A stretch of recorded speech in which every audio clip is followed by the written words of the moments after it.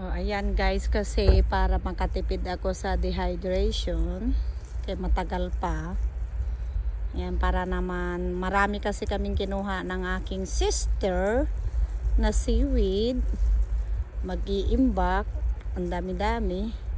So ang ginawa ko, yan, idadry ko yung iba. Iba-ibang klase, oh. Meron din ito. Ayan, meron din ito. Tapos putol-putulin ko lang. Tapos meron din ito. Oh, sarap yan guys. So para marami akong stock, dinadry ko siya guys. Para hindi siya masira. Pero ang ginawa ko this time, hindi ko na siya inugasan nung pagkakuha sa dagat. Kasi yung alat sa dagat ay parang asin din niya. Para hindi masira, hindi pa magka-mold guys. Ganyan lang. And then kasi iba pag sa labas mo talaga ibilad, agad siya mag-dry. Pag ano mo pa sa dehydration, gastos na. Dami ka pang maubos na kuryente. So yan. So kaya ganyan lang guys ang paggawa ko. Dry lang natin.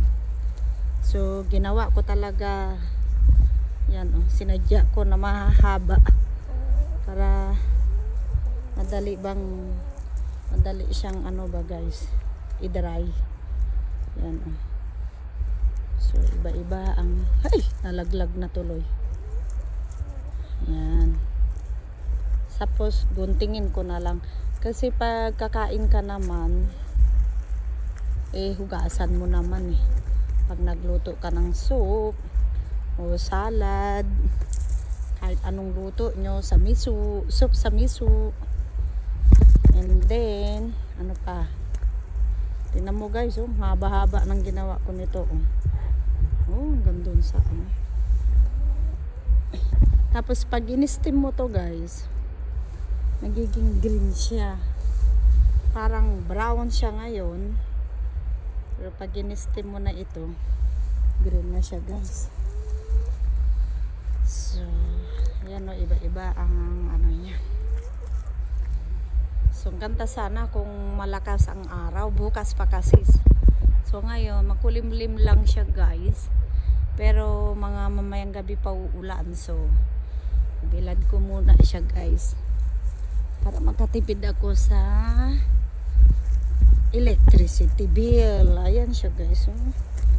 So kung yung napanood nyo ang aming video na nangunguha ng seaweed sa salt water sa ocean, ito na yun guys. So sa dami kasi inisip ko kung paano i-save. Kasi pag i-ref mo lahat,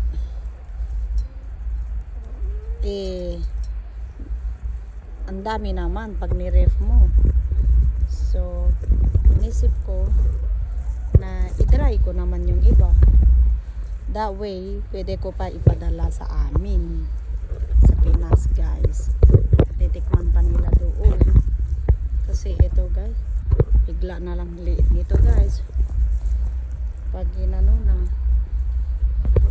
pag nag-dry na ito, biglang maliit na ito siya. Ay, parang tabako, diba?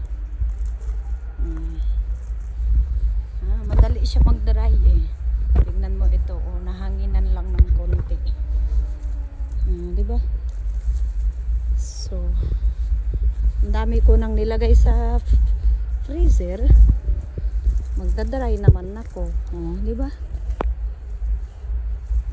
Di yan pagkain mga manok. Ito namang manok ko, pag may nalaglag kakain daw sila. Seaweed yan. Ano daw, shell ba yung tawag nila dito sa klase ng seaweed. Ang dami guys, grabe. Akala mo daing. Dami pa. Ito pa guys. Ayan. So, ayan siya guys. Ayan. Ayan, sampay-sampay din. Ang haba. Ayan. Sabi siguro ng kapitbahay ko dito, ano kayang binibilad nun? Ano kayang ginagawa niya? O, diba? Nagsisinok lang ako para may makain sa sa kuna, sa araw ng naka-ready ka lang, marami kang pagkain. Lalo't ito. Kasi hindi ako kumakain ng karne. Hilig ako sa seafood, seaweed, gulay. Kaya talagang meron akong garden guys. Kikita nyo yung garlic kung tataba. So ito, kung araw ng seaweed yan, araw ng mangingisda yan, yan lagi munguha ng gulay. Yan. Ganyan lang, hiwalay-hiwalayin natin siya. Oh, diba guys? May malalaglag.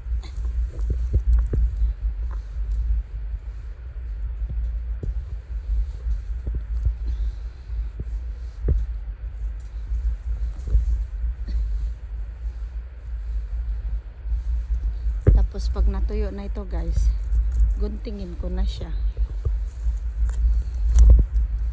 Ang lalaki guys. Pag natuyo siya, guguntingin ko. Nani, nakabayong. Kamalaglag na naman. Okay. Yung iba, maiiksi. Pipiliin lang kasi yung maganda. Para to talagang tabako. Galing diba? Sampay. Bilis to matuyo. Sigurado madaling matuyo ito guys. Sinampay ba naman? Di agad matuyo yan.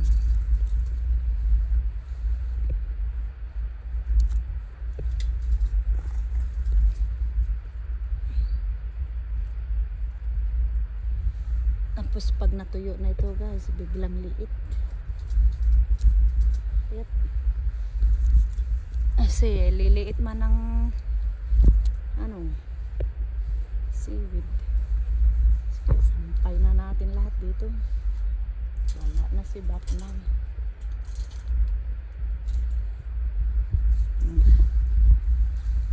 Ang dami.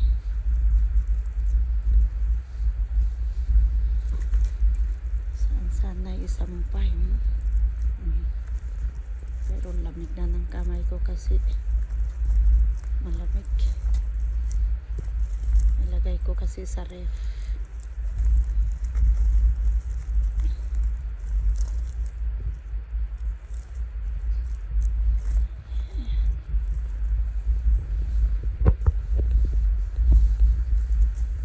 Maka-ref kasi guys.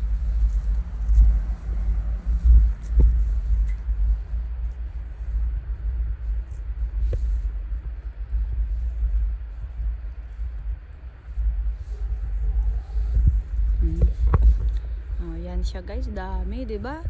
Tapos pag natuyo na to guys, biglang liit. Ngayon lalagay ko na yan sa Ziploc. Ganyan.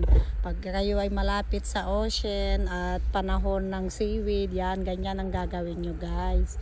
Idadry nyo. Yung iba hinuhugasan, ini-steam muna. Pero ang rason na kaya hindi ko na siya hinugasan or ini-steam, kasi may sariling salt water nga namin ito kinuha sa ocean. So 'di ba ang salt is parang tuyo, iwas sa moldy. Kapag alam mo na parang hindi pa siya natutuyo, dry, you don't need to worry because have a salt. Diba? So ganyan lang siya guys. Ganyan lang ang gagawin nyo. Okay, bye bye guys. Bye bye you. Seaweed outside.